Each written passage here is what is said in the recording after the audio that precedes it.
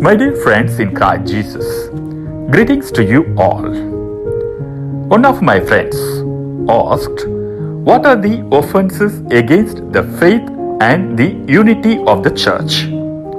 My dear friends, the canons from 1364 to 1369 of the Latin Code deal with the offences against the faith and the unity of the church.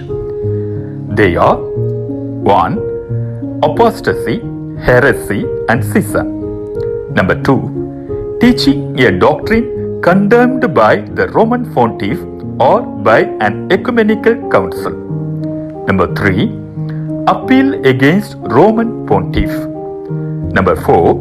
Baptizing or educating the children in a non-Catholic religion. Number 5. Blasphemy. Number 6.